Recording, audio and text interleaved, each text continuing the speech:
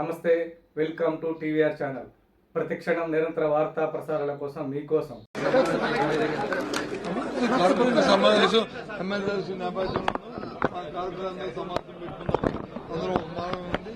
రేపు ఎన్నికల్లో అందరూ జగన్మోహన్ రెడ్డి గారు ఏదైతే నిర్దేశించారో దాన్ని అందరం కూడా ఎన్నికల్లో విజయం చేకూర్చాలనే మాటని అందరూ రిక్వెస్ట్ చేశాం. అందరూ కూడా ఒకే మాట ఉంటామని చెప్పారు. నేను ఏది మీతో మాట్లాడుకోలేదు. సమావేశం జరిగింది. అది ఎన్నికలు 30వ తారీఖున ఎన్నికలు అవుతాయి. అయిన తర్వాత అవన్నీ రిజల్ట్ సమాధానం చెప్తారు.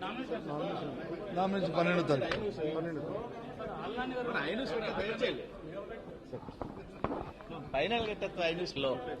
వైఎస్ఆర్ పార్టీ అభ్యర్థిగా మా సీనియర్ నాయకులు బొత్స సత్యనారాయణ గారిని గౌరవ ముఖ్యమంత్రి, మా పార్టీ మాజీ ముఖ్యమంత్రి, మా పార్టీ అధ్యక్షులు జగన్మోహన్ రెడ్డి గారు నిర్ణయం తీసుకున్నారు.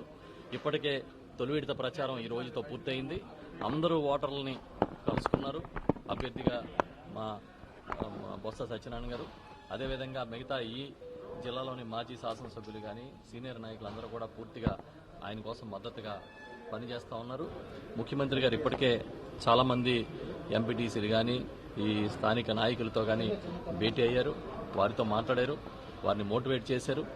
తప్పకుండా ఈ ఎన్నికల్లో మేము విజయం సాధిస్తాం. మాకు 850 ఓట్లలో 650 ఓట్లు పైచిలకు వైఎస్ఆర్ పార్టీ బీఫామ్ మీద గెలిచిన అభ్యర్థులు ఉంటే, మా ఓటర్లు ఉంటే, చంద్రబాబు నాయుడు గారు పోటీ పెట్టాలనుకోవడం ఏంటి అంటే నైతిక విలువలు లేని రాజకీయం చేయడానికి సిద్ధం అవడమే కదా. మీరు ప్రలోభాలు పెట్టడానికి సిద్ధం కావడమే కదా. మా ఓటర్లని ప్రలోభపెట్టి, మా ఓటర్లను బెదిరించి మీరు తీసుకెళ్లాలనే ప్రయత్నమే కదా. దాన్ని ఎదుర్కొంటాం.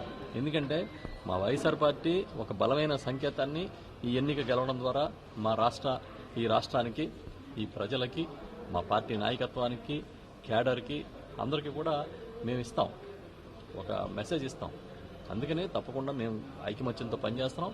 100% ఈ ఎన్నికల్లో గెలిచి తీరుతాం. స్థాయి ఎన్నికల్లో వైసీపీకి బలం ఉన్నప్పటికీ కూటమి పార్టీ 10 కైవసం చేసుకోవాలని అంతరాయం ఏంటి సార్? ఇప్పుడు అదే కదా. ఇప్పుడు ఈ స్థాయి సంఘాల ఎన్నికల్లో మా పార్టీ